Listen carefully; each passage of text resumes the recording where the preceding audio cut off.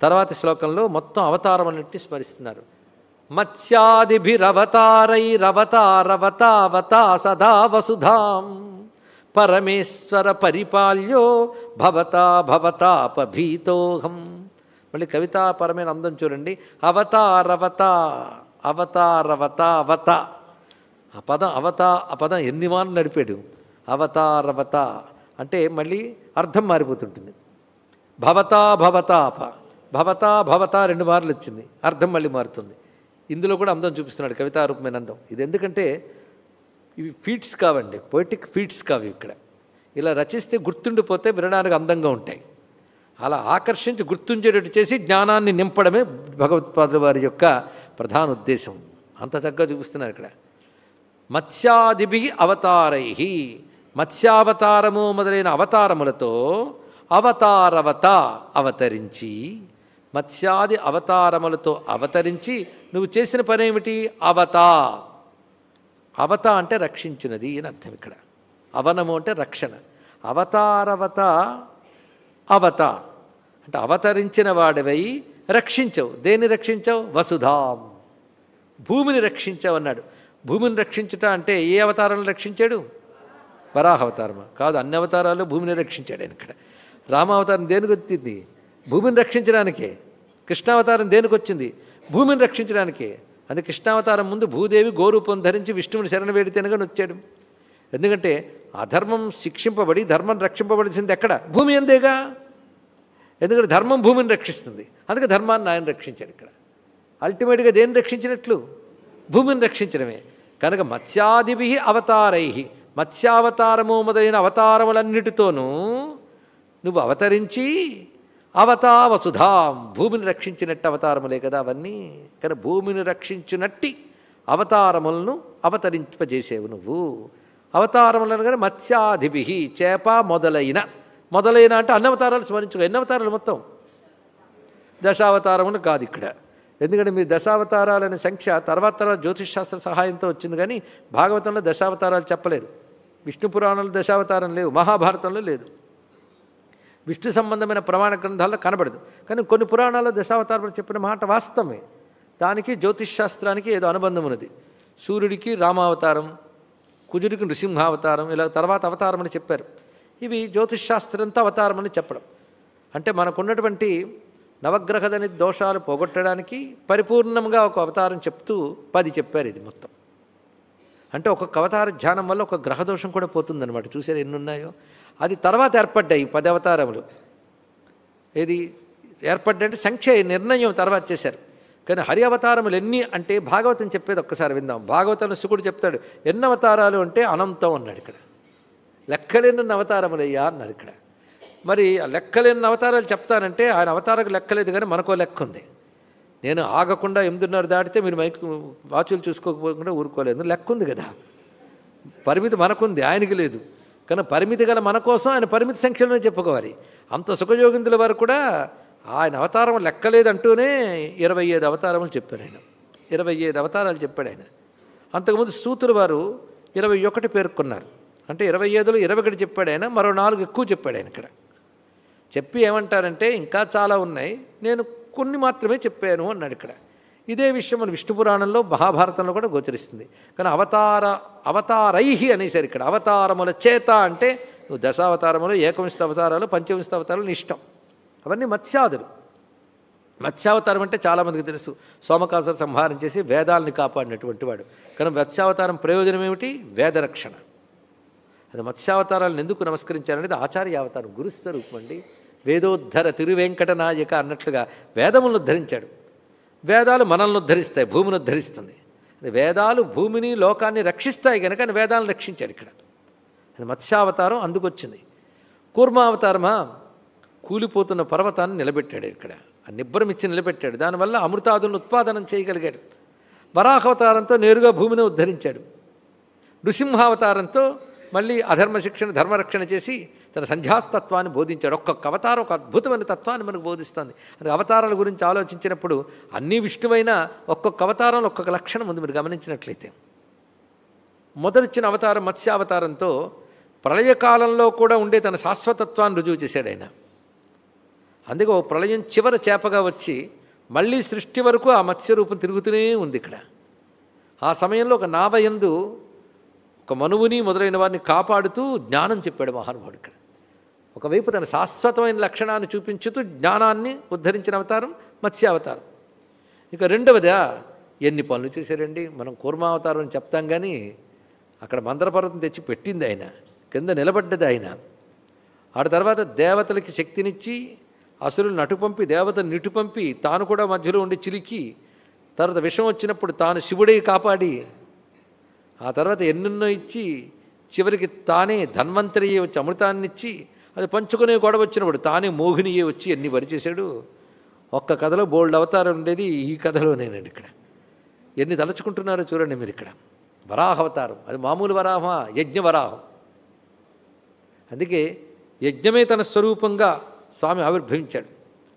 ఆవిర్భవించినప్పుడు ఆ చతుర్హోతలు ఎవరైతే ఉంటారో వేదమనందు యజ్ఞమనందు చెప్పబడేటువంటి 4ంటిని తన 4 హస్తములుగా లేదా 4 వరాహపాదములుగా చేసుకుని, దర్భలు రోమములుగా, సృక్సోములు ముట్టెలుగా చేసుకుని, అగ్నిహోత్రం 4గా చేసుకుని వరాహస్వామి అవతరించి భూమిని ఉద్ధరించాడు. అంటే ఈ తత్వం దేని చెప్తుంది? యజ్ఞతత్వాన్ని చెప్తుంది. నారాయణ యజ్ఞస్వరూపుడు అని చెప్తున్నది ఇక్కడ. యజ్ఞం వల్లనే భూమి ఉద్ధరింపబడుతుంది చెప్పడం కోసం ఆయన యజ్ఞవరాహమే భూమిని ఉద్ధరించాడు. అలాగే నరుడా సింహమా అదా ఇదా ద్వంద్వములు, ఈ ద్వంద్వములన్నింటిలో తానుంటూ ద్వంద్వములు కలిగిస్తూ తాను ద్వంద్వాతీతుడిగా ఉంటాడన్న సంధ్యాతత్వాన్ని చెప్పాడు నృసింహావతారంతో. ఒకటేమిటండి, అణువులో నేనే బ్రహ్మాండమునందు నేనే, అణువును నేనే బ్రహ్మాండము నేనే అని చెప్పాడు వామనావతారంతో వచ్చి. ఒక్కొక్క అవతారంతో ఒక్కొక్క చక్కగా బోధించాడు. ఇక్కడ రామావతారంలో ధర్మమే తానన్నాడు, కృష్ణావతారం అని చెప్పనక్కర్లేదు. కానీ ప్రతి అవతారము ఎప్పటికప్పుడు భూమిని కాపాడుతున్నది, భూమి యందున్న జీవుల్ని కాపాడుతున్నది. అవతార కాలంలో కొందరిని కాపాడడం కాదు, అవతారం పూర్తి చేసిన తర్వాత కూడా ఎందరో భక్తుల్ని ఉపాసించిన వాళ్ళని భక్తుల్ని ధన్యులు చేస్తున్నదా లేదా అవతారం. కనుక ఎల్లవేళలా అవతారములు కాపాడుతున్నాయి. ఇన్ని అవతారములెత్తి లోకాన్ని కాపాడిన నువ్వు నన్ను కూడా కాపాడాలి. ఇదే నేను వసుధలో ఉన్నవాడిని కదా. కనుక అవతారములన్నీ ఆనాడు ఏనాడో వన్స్ అపాన్ అ టైం వచ్చి లోకాన్ని కాపాడినవి కావు, తలంచుకున్న ప్రతివాన్ని కాపాడేది అవతారం. ఇది తెలుసుకోవాలి ఇక్కడ. అందుకే త్యాగయ్య అంటాడు, స్వామి అవతారం దేనికెత్తేవయ్యా? ఆలము సేయుటక అయోధ్య పాలన సేయుటక, యుద్ధం చేయడానిక అయోధ్యను వెళ్ళడానిక కాదు, రాగరత్న మాలిక చే కీర్తించే త్యాగరాజుని బ్రోచుటక అన్నాడు ఇక్కడ. నువ్వు అవతరిస్తేనే కదా నీకు కథ, నీకు కథ ఉంటేనే కదా నేను గానం చేసి తరించేది. కనుక నువ్వు అవతరించింది నా కోసమే స్వామి అన్నాడు. ఇది కావాలండి ఇక్కడ. భగవద్ అవతారములు ఎవరి కోసమో కాదు, నా కోసం అవతరించాడు. ఆ కృష్ణుని స్మరించి ముక్తి పొందాలి నేను. అందుకు నాకంటే ముందు ఆయన అవతరించి కథంతా నడిపి వ్యాసుడి చేత పెట్టేశాడు. నేను అది విని చదివి ఆనందించి ఆ కథల వల్ల ముక్తిని పొందుతున్నాను. కానీ అవతారాలు ఎవరి కోసం? నా కోసం. ఆ కృష్ణుడు లేకపోతే జ్ఞానం ఎక్కడి నుంచి వస్తుంది మనకి? భగవద్గీత ఎక్కడొస్తుంది? ఆయన చేసింది విని ఆనందిస్తున్నాం, అని చెప్పింది విని ఆనందిస్తున్నాం. చేసింది చెప్పింది కూడా ఆనందం కలిగిస్తుంది అంటే రెండింటి ద్వారా అనుగ్రహించాడు. అందుకే పరమేశ్వర పరిపాల్య అహం. హే పరమేశ్వర, పరమేశ్వర అంటే సర్వశక్తివంతుడు నువ్వు. అందుకే ఎప్పటికప్పుడు లోకరక్షణ కోసం ఈశ్వర కృత్యంగా అవతారాలు ఎత్తావు. ఈశ్వరుడి పని ఏమిటంటే ప్రపంచాన్ని నడపడం, సజావుగా నడపడం. ప్రపంచాన్ని సజావుగా నడపకుండా అడ్డుకుంటున్న అసశక్తులను తొలగించడం. ఈ పనులు చేయడానికి అవతరించావు నువ్వు. ఇలాంటి అవతరించి లోకాన్ని కాపాడిన వాడు, కాపాడడం నీ యొక్క పని గనక కాపాడవలసిన వాడు నేను, నువ్వు నన్ను కాపాడాలి. పరిపాల్య అంటే పరిపాలించదగిన వాడు నువ్వు పరిపాలించాలి నన్ను. ఎందుకు పరిపాలించాలి అంటే కష్టంలో ఉన్నాను కనుక. ఏమిటా కష్టం? భవతాప భీత, సంసార తాపంతో భయపడుతున్నాను నేను. అందుకు భవతా పరిపాల్య, నీ చేత నేను పరిపాలింపబడాలి. భవతా పరిపాల్య. ఎందుకు? భవతాపభీతోహం, భవతాపముచే భయపడుతున్నాను కనుక రక్షించాలి నువ్వు. నేనే రక్షించగలనంటే నువ్వు తప్ప ఇంకెవడు రక్షిస్తాడయ్యా? పరమేశ్వర. పరమేశ్వరు అంటే సర్వోత్కృష్టమైన సర్వసమర్థుడు నువ్వు. నువ్వు తప్ప ఎవరు కాపాడుతారు స్వామి? ఏం కాపాడటమే నా పని అనుకున్నావా? సర్వసమర్థుడినైనా అంటే మరి చేసిన అవతారములని దేనికోసం అయ్యా? అవతా రక్షించడం కోసమే కదా వచ్చా నువ్వు. ఎంత బాగా చెప్పాడు. ఇన్ని అవతారాలు ఎత్తి లోకాన్ని రక్షించిన వాడివి, భవతాపంతో భీతి పడుతున్న నన్ను రక్షించవా అన్నాడు. అంటే శంకరులకు కూడా భవతాపం అంటే భయం ఉందన్నమాట. అందుకే ఆయన యోగి అన్నారు. మన భవతాపం మీద భయమే లేదు. భయం ఉన్నదంటే బాగుపడే యోగం ఉందని అర్థం. సంసారం భయం అనిపించిందంటే బాగుపడాలని అనుకున్నాం. ఒక ఆయన వచ్చి ఎంత గిల్లు నాకు నొప్పి పుట్టదు చూసావా, ఈ మధ్య కొత్తగా నాకు ఈ లక్షణం వచ్చింది, ఎంత గిల్లినా నొప్పి పుట్టట్లేదండి. అయితే డాక్టర్ దగ్గరికి వెళ్ళరా బాబు అని చెప్తారు ఇక్కడ. ఎందుకు స్కిన్ డిఫెక్ట్ ఉంటేనే నొక్కితో నొప్పి తెలియదు, గిల్లితో నొప్పి తెలియదు. అంతేగాని ఇప్పుడు పాపం నొప్పి తెలియట్లేదండి, ఏమిటో ఈ మధ్య ఆకలే లేదుట వాడికి అంటే జబ్బుని అర్థం. ఇక్కడ ఆకలి లేకపోవడం జబ్బు, నొప్పి లేకపోవడం జబ్బు. అలాగే సంసారం చేసి భయపడకపోతే అజ్ఞానపు జబ్బు ముదిరిపోయిందని అర్థం ఇక్కడ. కానీ సంసారం భయంకరమైనది, నిస్సారమైనది, దీనికోసం తాపత్రయపడకూడదు అనుకున్నామంటే ఆరోగ్యం బాగుపడే లక్షణం వచ్చింది ఇక్కడ. నొప్పి తెలిసిందంటే బాగుపడడానికి యోగం వచ్చింది. నొప్పి తెలియకుండా సంసారం సత్యమని తిరుగుతున్నామంటే అజ్ఞానపు జబ్బు, అవిద్య రోగం, భవరోగం ముదిరిపోయిందని అర్థం ఇక్కడ. అదే సంసార తాపం తెలిసి తాపం నుంచి బయటపడాలి. సంసారం తాపం అనుకోవట్లేదు వీడు, జబ్బు కూడా లక్షణం అనుకుంటున్నాడు. ఇది ప్రమాదం ఇక్కడ. అందుకే భవతాప భీత. అచ్చంగా ప్రహ్లాదుడు మళ్ళీ వస్తే ఆయన పేరు శంకరాచార్య అండి, మరొకటి కాదు. ప్రహ్లాదుడు ఎంతటి జ్ఞానభక్తుడో ఆదిశంకరుడు అంతటి జ్ఞానభక్తుడు. అందుకే ప్రహ్లాదుడి మాట భాగవతంలో చదివి శంకరాచార్యుల రచనలు చదవండి, కలిసిపోతాయి. నిన్ననే చెప్పుకున్నాం. ఏమిటి నా రూపం చూస్తే భయం వేయట్లేదా, అందుకని ప్రహ్లాదుని తీసుకొచ్చిన ఊరికనే కాదు, దుర్భర సంసార దవాగ్నికిని వెరతు అన్నాడు ఎవడు, ప్రహ్లాదుడు. నరసింహస్వామి ఒళ్ళు కూర్చున్నట్టున్నాడు. భయంకరమైన సంసారం అంటే నాకు భయం, కానీ అభయస్వరూపుడు నిన్ను చూస్తే భయం ఏమిటయ్యా, మరి వాళ్ళందరూ భయపడుతున్నారంటే దాన్నే అజ్ఞానం అంటారయ్యా అన్నాడు. మరి ఏం చేస్తాం, దేనికి భయపడాలో వాళ్ళు చేత కావట్లేదు. చిన్నపిల్లాడు పాము తీసుకుని నాన్న తాడు అన్నట్ట, అప్పుడు ఆ తండ్రి వణికిపోతాడండి ఇక్కడ. అరే బాబు చేతుల నుంచి తీసే అంటాడు, దాన్ని ఇక్కడ వదిలే అంటాడు, ఏదో చెప్తాడు, ఏం చేయలేదో తెలియదు అతనికి. ఇప్పుడు భయం ఎవరికి కలిగింది, తండ్రికి. పిల్లాడికి కలగలేదు, ఎందుకంటే అజ్ఞానం వల్ల పిల్లాడికి కలగలేదు, జ్ఞానం వల్ల భయం కలిగింది ఎవరికి, తండ్రికి. అప్పుడు పామును తొలగించి ప్రయత్నం చేస్తాడు. కానీ జ్ఞానికి సంసారం చూస్తే భయం వేస్తుంది. మనం సంసారం పామును అలంకారంలో మెళ్ళలో వేసుకు తిరుగుతున్నాం, ఎప్పుడు కాటేస్తుంది తెలియదు ఇక్కడ. తెలివైన వాడు తీసిపారేయాలని చూస్తాడు ఇక్కడ. అయితే తీసిపారేయాలంటే నీకు కృప ఉండాలయ్యా. అందుకే యమే వైష వృణితే తేన లభ్య. పరమేశ్వరుడు ఎవరిని వరిస్తాడో వాడికి దొరుకుతాడు, ఇంకోట్లేదు ఇక్కడ. ఆయన అనుగ్రహించవలసిందే, అందులో సందేహమేమీ లేదు. ఈశ్వరానుగ్రహాదేవ పుంసామద్వైత వాసన. ఈశ్వర అనుగ్రహం కావలసిందే. ఈశ్వర అనుగ్రహం అంటే భక్తి ప్రధానమైందా లేదా చూడండి. అది భక్తి లేనప్పుడు అనుగ్రహం ఎక్కడుంటుంది, అనుగ్రహం లేనప్పుడు జ్ఞానం ఎక్కడుంది, జ్ఞానం లేనప్పుడు మోక్షం ఎక్కడుంది. ఇన్ని భావములు నువ్వు నన్ను పరిపాలించాలి అనే మాటలో ఉంది ఇక్కడ. పరిపాలించుట అంటే అర్థం ఉన్నంతకాలం ఎలా ఉండాలో నువ్వే చూసుకోవాలి, పొందాల్సింది నువ్వే పొందేలా చేయాలి. ఇక్కడ రెండు కూడా పరిపాలన అనే మాటలో ఉన్న అర్థం. అందుకు పరిపాల్య అనే మాట అంత గొప్పగా చెప్పండి. భవతా పరిపాల్య అహం, నీ చేత పాలించదగినవాడను నేను. ఎందుకు పాలించాలి అంటే ఎవరిని పాలిస్తారు, కష్టాలు ఉన్నవాడిని పాలిస్తారు. కష్టం ఏంటి, సంసారం. అది భవతాప భీత, భవతాపముతో భయం పడుతున్న నేను నీ చేత రక్షింపదగిన వాడును, నువ్వు రక్షించి తీరవలసినదే అని చెప్పడం ఇక్కడ. రక్షించడం లక్షణం గనక నీకు ఎలా తెలిసిపోయిందయ్యా అంటే మీరు చేసినప్పుడు చేసిన ఘనకార్యం అదే గనక అన్నాడు ఇక్కడ. కనుక అవతరించి రక్షించడం, అవతా శబ్దం అందుకు వేసాడు ఆయన. అవనము నీ లక్షణం గనక నన్ను నువ్వే రక్షించాలయ్యా, ముక్తినిచ్చి నన్ను కాపాడు. కొంతమంది మాకు దుఃఖం పోగొట్టి కాపాడు, దరిద్రం పోగొట్టి కాపాడు, రోగం పోగొట్టి కాపాడు అంటారు. నేను అజ్ఞానం పోగొట్టి కాపాడు అంటున్నాను. ఎవరినైనా వారిని రక్షించవలసిన వాడు నువ్వే. ఇది ఈ శ్లోకంలో ఉన్న అర్థం అండి ఇక్కడ. అయితే అది మోక్షం కావాల్సిన వాళ్ళు చదువుకోవాల్సిన శ్లోకం మనకు కాదు అనుకోవద్దు. ఏ తాపమైనా భవతాపమే. దరిద్రం బాధించింది అనుకోండి, అది భవతాపమే. మీరు అప్పుడు ఇది సరిపోతుంది దానికి. తెలివైనవాడు భవమే తాపం అంటాడు, తెలివి లేనివాడు భవములో తాపం ఉంటాడు. రెండింటికి తేడా. సంసారంలో తాపాలంటాం మనం, సంసారమే తాపం ఉంటాడు జ్ఞాని. కొంతమంది ఎప్పటికైనా సుఖంగా ఉంటే చాలంటే ఇక్కడ లేదయ్యా నేను క్రియేట్ చేయలేదని చెప్పాడు కృష్ణుడు. అనిత్యము అసుఖం లోకం. ఈ లోకానికి రెండు లక్షణాలు ఉన్నాయి, ఇది నిత్యం కాదు, సుఖం కాదు. రెండు దీనికి ఉన్నట్లయితే మోక్షానికి ప్రయత్నం ఎందుకు? ఆ రెండు దేనికి లేవు కనుకే దానికోసం ప్రయత్నం కదా. మరి ఈ లోకంలో ఎందుకు పడేసేవి అంటే ఇమాం ప్రాప్య భజస్వమాం, దీన్ని పొంది నన్ను భజించు అని స్వామి చెప్పాడు. అందుకే ఆ భజించు అంటే ఆశ్రయించు. ఇంత అద్భుతంగా స్వామిని స్తుతిస్తున్నాడు. ఇన్ని అవతారములెత్తి వసుధని రక్షించిన స్వామి, భవతాపము చేత భీతి పొందిన నన్ను నువ్వే రక్షించాలి, నీ చేత నేను రక్షింపదగిన వాడను. ఆ చెప్పినప్పుడు రక్షించు అని రిక్వెస్ట్ చేయడం కాదు, నువ్వు రక్షించి తీరాలి. ఎందుకంటే రక్షింపబడేవాడిని నేను నీ చేత. యూ హ్యావ్ టు రూల్ మీ, అది దీని యొక్క అర్థం ఇక్కడ. నువ్వు నన్ను పాలించి తీరాలి. ఎందుకంటే నువ్వు రాజువి, నేను నీ పౌరుణ్ణి, నువ్వు రక్షించద్దు, నీ బాధ్యత అది. ఇది బతిమలాడు నుంచి బాధ్యత చెప్పడం వరకు ఎదిగిపోయాడు ఇక్కడ భక్తుడు. ఎంత గొప్పగా ఉంటుంది ఇక్కడ. నువ్వు కాకపోతే ఎవడరా రక్షిస్తాడు, రక్షించని చెప్పడం ఇక్కడ. అంత అద్భుతంగా స్వామిని బ్రతిమలాడుతూ చేస్తున్న ఈ శ్లోకం ఒక్కసారి చదువుకుందాం. మత్స్యాధిభిరవతారై అవతారవతావత సదా వసుధాం పరమేశ్వర పరిపాల్యో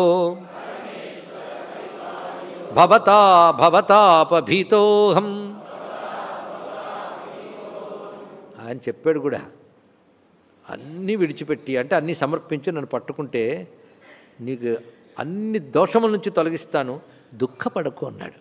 సర్వధర్మాన్ పరిత్యజ్య మామేకం శరణం వ్రజ అహంత్వా సర్వ పాపేభ్యో మోక్షయిష్యామి మా అశుచః అన్నాడే. మరి నువ్వే అభయం ఇచ్చావుగా, అది నిన్నే పట్టుకుంటా. పోనీ కృష్ణావతారంలో ఏదో పొరపాటునిచ్చానంటే అవతారాలన్నీ అలాగే చెప్తున్నాయి. మరి రామావతారంలో ఏం చేసావు?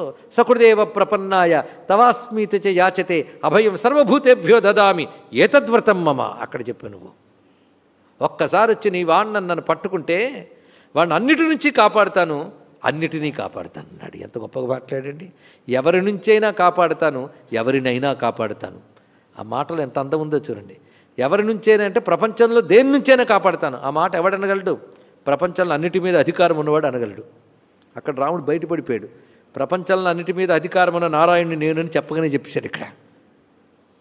అలా ఎవరి నుంచైనా కాపాడుతాను, ఎవరినైనా కాపాడుతాను అంటే మానవుడినే కాదు ఎవరినైనా కాపాడుతానన్నాడు. ఆ మాటలో అంత గొప్పతనం ఉన్నదండి. అందుకే రక్షించడం నీ ధర్మం, నీ అవతార ధర్మం. అది 2 రూపాల్లో మేము వినేశాను నీ నోటంట. రామావతారంలో, కృష్ణావతారంలో. అవతా వసుధా, వసుధను రక్షించే అవతారములు. అందుకే నువ్వు నన్ను కాపాడాలి స్వామి అని నమస్కరిస్తున్నారు. పరమేశ్వర పరిపాల్యో భవతా భవతాపభీతోహం అని నమస్కరించుకుంటే ఎన్ని పద్యాలు అయ్యాయి ఇప్పటికీ? 5 అయిపోయాయండి. ఇంకొక్కటి మిగిలింది. ఒక్కసారి 5 శ్లోకాలు ఒకసారి వింటూ ఉండగా మీరు నేను చదివి తర్వాత శ్లోకంలోకి ప్రవేశిద్దాం. అవినయమపనయ విష్ణో దమయమన శమయ విషయ మృగతృష్టాం భూతదయాం విస్తారయ తారయ సంసార సాగరతః దివ్యధునీ మకరందే పరిమళ పరిభోగ సచ్చిదానందే శ్రీపతి పదారవిందే భవభయఖేదచ్చిదే వందే సత్యపి భేదాపగమే నాథ తవాహం నమామకీనస్త్వం సాముద్రోహితరంగః క్వచన సముద్రో నతారంగః ఉద్ధృతనగనగభిదనుజదనుజకులామిత్రమిత్ర శశిదృష్టే దృష్టే భవతి ప్రభవతి న భవతి కిం భవతి రస్కారః మత్స్యాదిభిరవతారైః అవతారవతావతా సదా వసుధాం పరమేశ్వర పరిపాల్యో భవతా భవతాపభీతోహం. 5 శ్లోకాలకి వ్యాఖ్యానించుకున్నాం. మొదటగా అవినయం అపనయ విష్ణు అని చెప్పినప్పుడు భగవత్ కృపకి కావలసిన అర్హతలు అవసరము. అది వినయము, శమము, దమము, భూతదయ. ఇవి మన ప్రయత్నం మనం చేస్తున్నప్పటికీ ఈశ్వరానుగ్రహం వల్ల ఇవి లభించాలి కనుక విష్ణు అని సంబోధించి ఆయన అడుగుతున్నారు. కోరుకుంటున్నది ఏమిటి ఇందులో కవి అంటే తారయ సంసార సాగరత, సంసార సముద్రం నుంచి బయటపెట్టవయ్యా అన్నాడు. సంసారాన్ని సముద్రంతో పోల్చడం చాలామందికి తెలిసిన విషయమే మన సంస్కృతిలో. ప్రతివాడు జీవితంలో ఎప్పుడప్పుడు సంసార సాగరం అండి అంటూ ఉంటాడు. ఇందులో కొట్టుకుపోతూ ఉంటాడు. బయటపడాలనుకున్న వాళ్ళు మాత్రం కోటికొక్కడు కూడా సందేహమే. కృష్ణ పరమాత్మ చెప్పినట్టు మనుష్యానాం సహస్రేష కశ్చిత్ యతతి సిద్ధయే. 1000 కొలది మందిలో ఒక్కడు ప్రయత్నిస్తాట. అసలు సంసారం సాగరం అని అనిపించేది ఎవరికి? ఏదో దుఃఖాలు తట్టుకోలేక అంటూ ఉంటారు కానీ ఇది ఉంటే బాగుండు అనుకునే వాళ్ళే చాలామంది. దీనిపైన ఒక సత్యం ఉందని తెలుసుకుని ప్రయత్నించేవాడు దీని నుంచి బయటపడాలనుకుంటాడు. అంటే మనం నిజాయితీగా భగవంతుడు కావాలనుకుంటే మాత్రం ఈ స్తోత్రం మనకు గొప్ప మార్గం చూపిస్తుంది. నిజాయితీగా నువ్వు మాట అన్నాం. భగవంతుడు కావాలని కబుర్లకు చెప్పడం కాదు, నిజంగా ఉంటే దానికి ప్రయత్నం చేస్తాం కదా. ర్యాంకు కావాలనుకుంటే దానికి తగ్గట్టు చదువుకుంటాం. అదేవిధంగా నిజాయితీగా ముక్తి కావాలనుకుంటే దానికి తగ్గ సాధన చేయాలి. ఆ సాధన చూపిస్తూ తర్వాత కావలసింది భగవద్ ఆశ్రయం. ఆయన పాదపద్మాలయందు భక్తి కలగాలి. భక్తిని 2వ శ్లోకంలో చెప్పారు. అయితే ఈశ్వరుడికి జీవుడికి అభేదం అంటారు కదా, అంటే అభేద స్థితి అనుభవానికి వచ్చే వరకు భేదం ఉందయ్యా అన్నాడు. అందుకే అద్వైతం ఎప్పుడు కూడా కొన్ని ఎంత కబుర్లాడినప్పటికీ కొందరి దగ్గర అద్వైతం చేయకూడదన్నారు. ఎవరి దగ్గర అంటే గురువు వద్ద ఈశ్వరుడి వద్ద అద్వైతం కబుర్లు ఆడుకున్నారు ఇక్కడ. అంటే ఇంత వేదాంతం చెప్పే కదా నువ్వు నేను ఒకటే అని గురువు దగ్గర అనకూడదు. చైతన్య దృష్ట్యా ఒకటే కావచ్చు కనుక వారి వద్ద ఉండవలసింది భక్తి భావమే. నీకు పరిపూర్ణ అఖండమైనటువంటి ఉపాధికి అతీతమైన నిరుపాధిక చైతన్యంతో నువ్వు తాదాత్మ్యం చెందినప్పుడు ఏకం. నువ్వు సౌపాధికమైన ప్రవృత్తి ఉన్నంతకాలం పరమేశ్వరుడు సృష్టిస్థితులైలు ఉన్నాయి గనక ఆయన అధీనులం మనమందరం. ఆయన అనుగ్రహం లేనిది జ్ఞానం రాదు గనక ఆయన ఆశ్రయించవలసినదే. ఎందుకంటే వేదాంతం అనేటువంటిది మనకి పరమసిద్ధాంతంగా అద్వైతాన్ని ప్రతిపాదించినా అది సత్యమే, కాదని కాదు. అందుకే సత్యపి భేదాపగమే. అభేదం అనేది సత్యమైనప్పటికీ అది సిద్ధాంతనిత్యా సత్యం. అది అందుకునే వాళ్ళు కోట్లలో ఒకడు కూడా కష్టం. అందుకే పెద్దలు చెప్తూ ఉంటారు, ముందు భక్తిని బాగా అలవరుచుకోండి అయ్యా, ఆ భగవానుడే మీకు జ్ఞానం ఇవ్వాలి అన్నారు ఇక్కడ. అందుకే భక్తిని తిరస్కరించేది అద్వైత జ్ఞానం కాదు. పైగా జ్ఞాని కూడా భక్తుడే. జ్ఞానభక్తి పరాభక్తి అనిపించుకుంటుందని చెప్పుకున్నాం. ఆ విషయం అంతా 3వ శ్లోకంలో చెప్పారు. తర్వాత 4వ శ్లోకంలో భగవన్ నామములు ఉద్ధృత నగన గభిధనుచ నామములు లీలాస్మరణ చేసాయి. భగవంతుడి లీలని అందులో తలంచుకున్నాం. అదేవిధంగా నువ్వు అవతారములెత్తి ఈ వసుధను రక్షించావు అంటే రక్షించడం నీ స్వభావం. అందుకే హే పరమేశ్వర నన్ను నువ్వే పరిపాలించాలి అన్నారు. అంటే నన్ను రక్షించు అనకుండా పరిపాలించాలి అని చెప్పడం ఉద్దేశం ఏంటంటే నా జీవితం మొత్తం నువ్వే తీర్చిదిద్దాలి అని సరెండర్ అయిపోవడం అందులో కనబడుతున్నది. అంటే మన బ్రతుకుని మన బుద్ధిని తీర్చిదిద్దేవాడు భగవానుడు. శరణాగతుడైన వాడిని ఆ విధంగా రక్షిస్తాడు. ఇంతవరకు చెప్పుకుని ఇవాళ 6వ శ్లోకంలోకి వెళ్తున్నాం. దామోదర గుణమందిర సుందర వదనారవింద గోవింద భవజలధి మథనమందర పరమందరమపనయత్వం మే. ఇందులో అందములు దర మందిర సుందర అంటూ దర శబ్దం అంద అనే శబ్దాన్ని ప్రయోగిస్తూ శంకరుడు తన కవితా చాతుర్యాన్ని చూపించారు. ముందు వినడానికి అందంగా సంగీతాత్మక శబ్దములు ఇందులో ఉన్నాయి. భావంలోకి ఇప్పుడు ప్రయత్నిస్తున్నాం. ఇక్కడ ఆయన చెప్తున్నామని భగవన్నామములే ప్రసిద్ధ నామములు. ఉద్ధృత నగర గభిధనుజు కూడా భగవన్నామములే. ఇప్పుడు కూడా భగవన్నామములే చూపిస్తున్నారు. ఒక్కొక్క నామంలో ఒక్కొక్క అర్థం ఉంటుంది. ఎప్పుడైనా నామం అర్థసహితంగా భావిస్తేనే దాని పూర్ణ ప్రయోజనం లభిస్తుంది. అంతేగాని అసలు ప్రయోజనం లేదని లేదు. అర్థసహితంగా భావిస్తే పూర్ణ ప్రయోజనం లభిస్తుంది. అర్థం లేకుండా చదివితే కొంతమేరకు పనికొస్తుంది, కానీ అర్థం తెలుసుకోవాలి. అందుకే విష్ణు సహస్రనామాలకు కూడా భగవత్పాదుల వారు భాష్యం రచించారు. అది చెప్పుకోవాలని కూడా మనం అనుకుంటున్నాం, ఎప్పుడు అవకాశం ఇస్తాడో.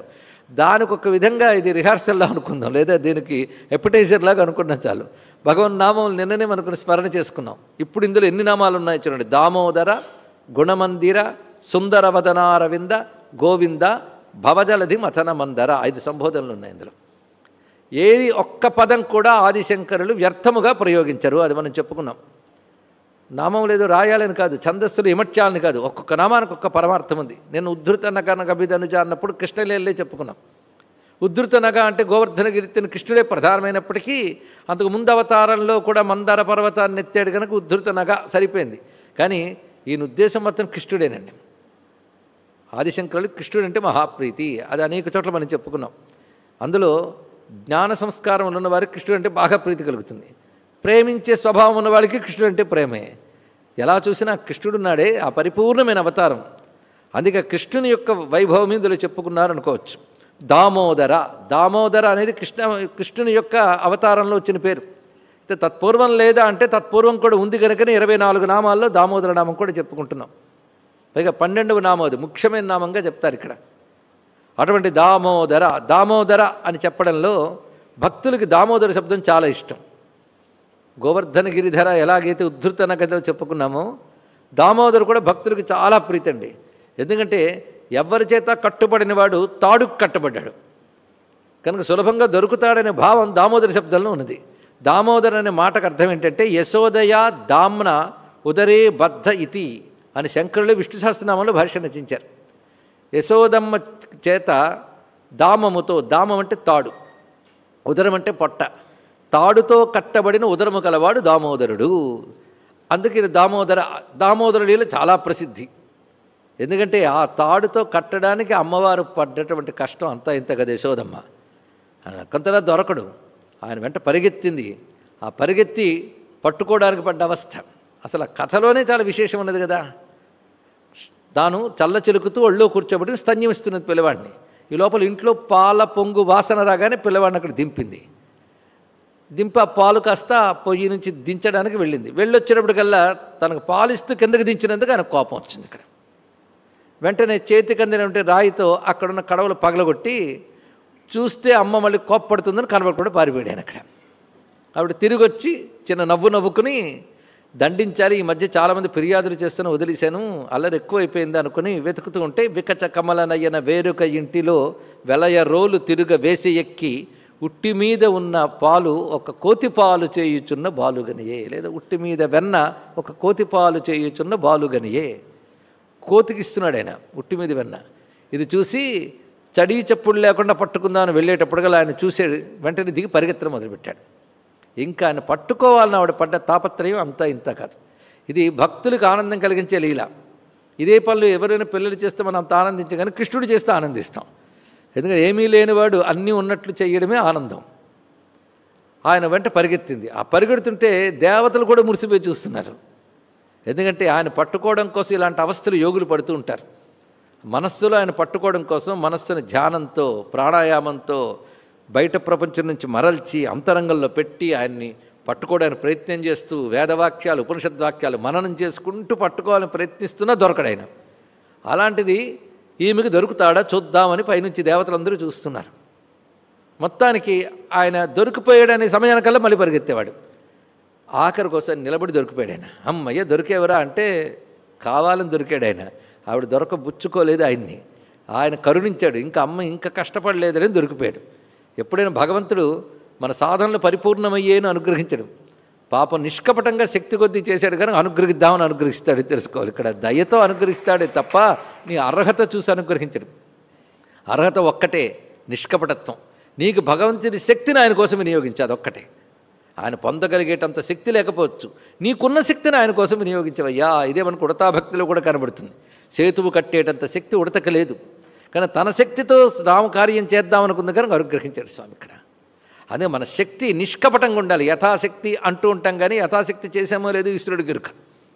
నిజంగా నిష్కపటంగా అనుకున్న శక్తినంతటి పెడితే స్వామి దొరుకుతాడు. అందుకే దొరకపుచ్చుకుంది. ఇది దొరకడం ఒక ఎత్తండి, ఆయన ఒక దగ్గర కట్టిపెట్టి ఉంచడం మరో కష్టం. ఆ అవస్థ ఇప్పుడు పడుతోంది ఆవిడ. కట్టిపెట్టడం ఎంత, ఆయన అంతా చూడ్డానికి ఎంత ఉన్నాడు, చిన్నపిల్లవాడు, పొట్టనగా ఎంత ఉంటుంది, కట్టేద్దామని ఇంట్లోకి తాడు తెచ్చింది, చుట్టింది, సరిపోలే. 2 అంగుళాలు ఎడమొచ్చేప్పుడు కూడా మరో తాడు తెచ్చినది, మళ్ళీ చుట్టింది. మనం ఎన్ని మార్లు విన్నా మళ్ళీ వినాలనిపించే లీల కనుక మళ్ళీ వింటున్నాం. అలాగ చుడుతోంది. చివరికి గమనించాడు ఆయన ఎంత కష్టపడుతోంది చూశాడు. పైగా ఏకాగ్రంగా చేస్తుంది ఆ పని. చుట్టూ ఎవరిని గమనించట్లేదు. ఒడల చెమటలగయ ఉత్తరీయముదార వీడియున్న తురుము విరులురాల కట్టరాని తన్ను కట్టెదనను చింత కట్టుకున్న తల్లి కరుణ జూచే అన్నారు ఇక్కడ. పోతన గారు అంత చక్కగా చెప్పారు. ఆయన కట్టాలంటే మనం ఒకటి కట్టాలట, మనం ఒకటి కట్టుకుని ఆయనకు కట్టాలి. అంటే ఒక ఆవుని కట్టాలంటే ముందు కట్టుకోయకు తాడు కొట్టి తర్వాత ఆవుకు కడతారు. అలా నీ మనస్సులో ఒకటి కట్టుకో, తర్వాత ఆయన్ని కట్టు. ఏమిటి కట్టుకోవాలంటే ఆయన ఎలాగైనా కట్టాలని చింత తాను కట్టుకుంది ఇక్కడ. అంటే భగవంతుడిని పట్టుకోవాలనేటువంటి ఒక చింతన నీకు ఉంటే అది నువ్వు ముందు కట్టుకోవడం. అది కట్టుకుని ఎంత కష్టపడుతుందంటే ఒడల చెమటలేక ఉత్తరీయము జారు. ఇంతవరకు పరిగెత్తి తడిసిపోయింది. ఇప్పుడు అది కట్టడానికి ఒక్కొక్క తాడు చూడుతూ ఉంటే అలసట చూసి సరే కానీ అనుకున్నాడు. అప్పుడు కట్టగలిగిందట ఆ తల్లి ఇక్కడ. ఇంకా 2 అంగుళాల కడమవడి అనే దానికి మనం ఇదివరలో అర్థం చెప్పుకున్నాం. ఇక్కడ అహంకార మమకారాలని 2 అంగుళాలు భగవంతుని కట్టడానికి అడ్డుతూ ఉంటాయండి ఇక్కడ. ఇదంతా యోగ రహస్యం ఇందులో ఉన్నది. లేకపోతే శంకరులు ఊరికిన ఆనందిస్తారు. శంకరులు లాంటి వాడు ఆనందించాలంటే యోగమైనా తత్వమైనా ఉండాలి. మనకంటే కథ ఉంటే చాలు. కథ దాటి పక్క కడితే కళ్ళు మూసుకుపోతాయి. కానీ రచించిన వాడు శంకరుడు కనుక ఆయన ఏ భావంతో గ్రహించారో మనం తెలుసుకునే ప్రయత్నం చేయాలి. ఆఖరికి కట్టిపెట్టింది. దేనికి? రోటికి కట్టింది.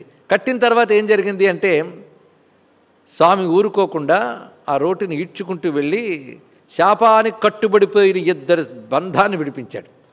శాపబంధాన్ని, నలకూబర వణిగ్రీవులు మధ్య చెట్లే పడి ఉంటే వాటిని తాను విడిపించాడు. ఈ కథలో ఎంత గొప్పతనం అంటే వారిద్దరి బంధం విడిపించడానికి తాను బంధితుడయ్యాడు. అంటే భక్తుల బంధం విడిపించడానికి తాను కూడా బంధితుడే వస్తాడు స్వామి. పైగా ఆమె కట్టినది చూస్తుంటే దేవతలకు కన్నీళ్ళు వచ్చాయి. నేను కట్టిపడేద్దామని అందరూ ప్రయత్నిస్తున్న వల్ల కాలేదు, ఈమెకి సాధ్యమైందయ్యా. చిక్కడు క్రతువుల వ్రతముల, చిక్కడు దానముల, శౌచశీల తపములన్, చిక్కడు యుక్తిని, భక్తికి చిక్కిన క్రియ అచ్యుతుండు సిద్ధము సుండి అంటాడు ప్రహ్లాదుడు. ఆయన వ్రతాలకి తపస్సులకి దానాలకి దేనికి దొరకడు, భక్తికి మాత్రం దొరికిపోతాడు. అటువంటి నిర్మల భక్తి ఉండాలి. ఎన్ని కబుర్లు చెప్పినప్పటికీ ఆ నిర్మల భక్తి చాలా ప్రధానమండి. మన శాస్త్రాలు చదువుతాం, ఎన్నో తెలుసు అనుకుంటాం, ఎందుకంటే మన మేధావులకు కామని ఎవడైనా అనుకుంటాడేమోనని మన బుద్ధివంతులు అని చెప్పుకోవడం కోసం అవన్నీ చదువుతుంటాం. కానీ నిజానికి పరమాత్మని పట్టుకోవడానికి చదువుతున్నామా? నిష్కపట భక్తి ఉండాలి. నిష్కపట భక్తికి దొరికిపోయాడైనా. కానీ ఈ కథ యోగులకి ఎంత ఇష్టం అంటే, పరమాత్మని ఎంతో కష్టపడి పూర్వజన్మ పుణ్య విశేషం చేసి దగ్గరికి తెచ్చుకున్నాం, ధ్యానంలోకి వెళ్తాం. ఇంట్లో పాల వాసన రాగానే వీడు దించేసింది.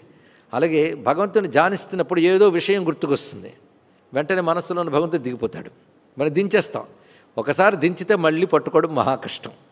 అందుకే ఆ తర్వాత ఆవిడ కష్టపడింది దించేసిన కృష్ణుని మళ్ళీ పట్టుకోవడం కోసం.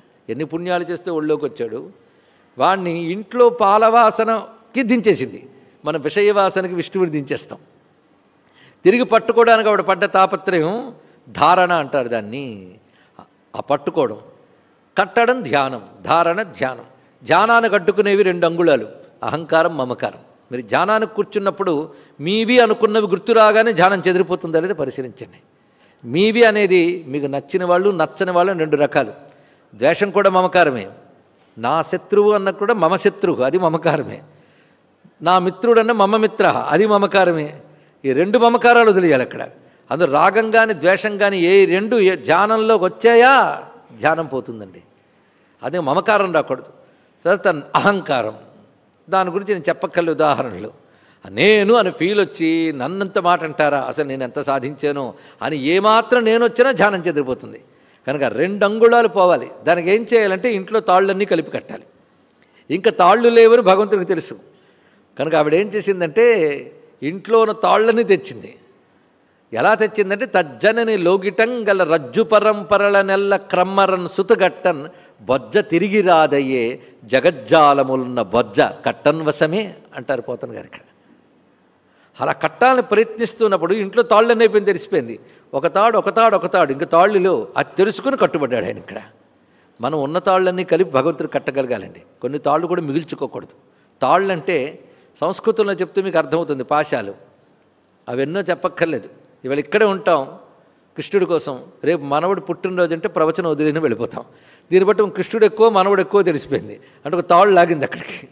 ఇలాంటి తాళ్ళు ఎన్ని ఉన్నాయో చెప్పక్కర్లేదు. లోకంలో అనుబంధాలన్నీ తాళ్లే. ఈ అనుబంధాలు ఉన్నంతకాలం పరమాత్మనికి చిక్కుబడ్డు. అన్ని అనుబంధాలు నువ్వే అని శరణి వేడగలగాలి.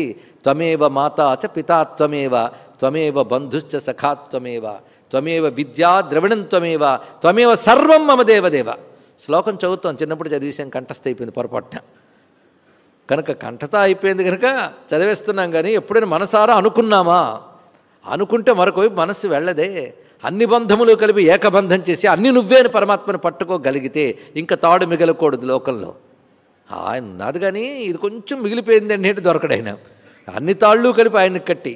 కనుక ధ్యానానికి అన్ని తాళ్ళు కలపాలి, అహమ్మములు వదలాలి. అప్పుడు నీ ధ్యానానికి రోటికి కట్టబడ్డట్టు కట్టబడతాడు ఆయన. అలా ధ్యానంలో ఆయన కట్టుబడి నీ అవిద్యావృత్తులైనటువంటి రజస్తమో గుణాలు కూడా ఛేదించేస్తాడు. అది ఈ లీలలో దాగిన పరమార్థం అండి. బయటికి లీల, అది కృష్ణలీలన్నీ బయట కథల్లా కనబడితే లోపల యోగం ఉంటుంది. అందుకే ప్రతి లీల కూడా యోగత్రయీ హేళ అన్నారు స్వామి. ప్రతి లీల యోగత్రయీ హేళ. అవి తెలుసుకున్నప్పుడే జ్ఞానంతో ఆరాధించడం.